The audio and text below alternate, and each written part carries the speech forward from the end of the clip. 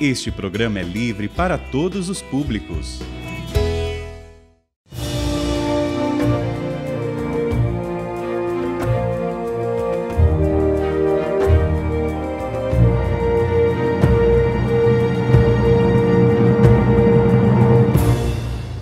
Olá, irmãos. Aqui nós estamos então para continuar o nosso estudo da história da Igreja. Neste momento, estudando a França da Revolução Francesa.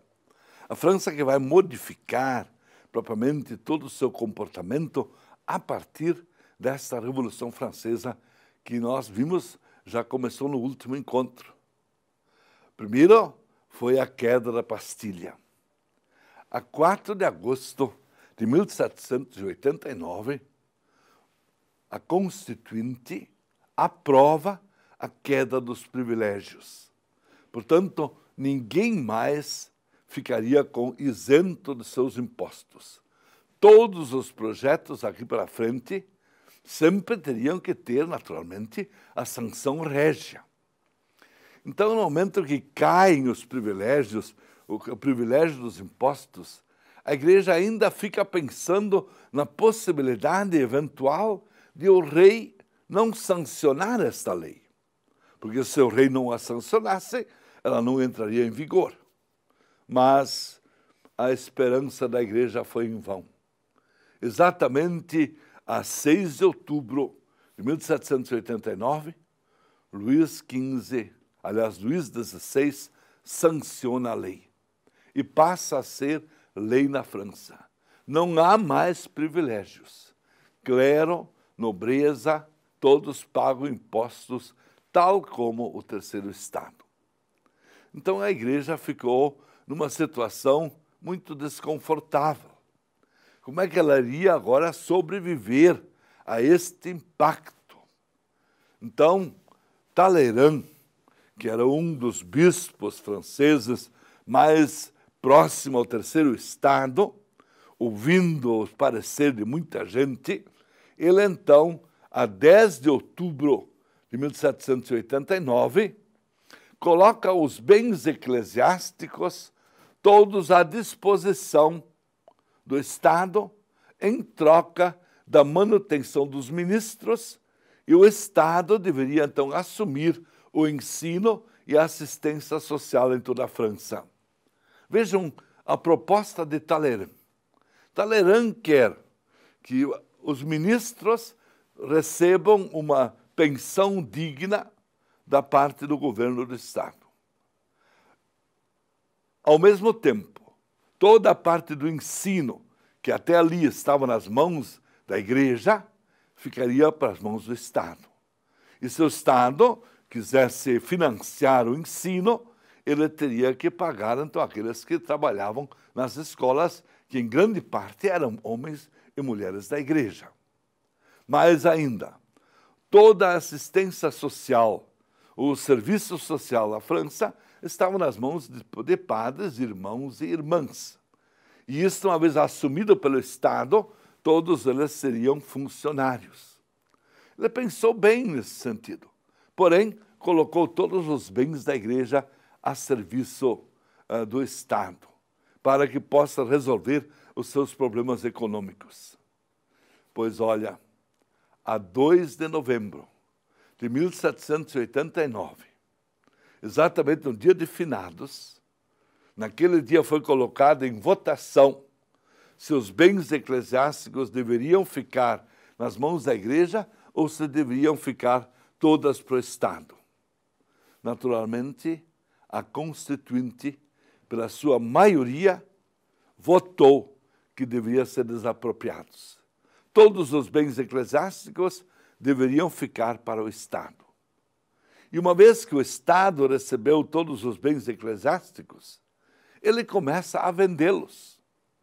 Coloca à venda os colégios, os claustros, as casas, as igrejas, as catedrais, tudo à venda.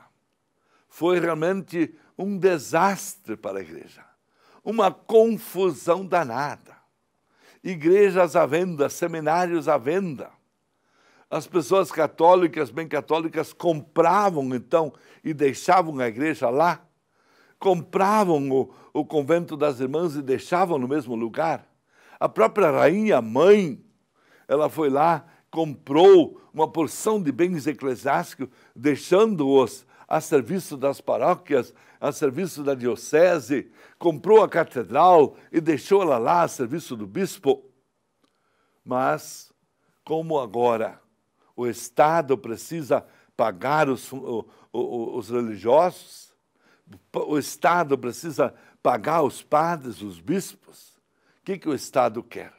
Ele quer sempre menos padres, menos eclesiásticos. Ele quer sempre menos gente. Então, vem a primeira lei, a 13 de fevereiro de 1790, foi aprovado o decreto que suspende as ordens contemplativas. Então diziam, as ordens contemplativas, elas igual não produzem nada, podem ser supressas. E temos a supressão sumária, simples, das ordens contemplativas a 13 de fevereiro de 1790. Os religiosos todos são interrogados. Se querem continuar na vida religiosa, podem continuar.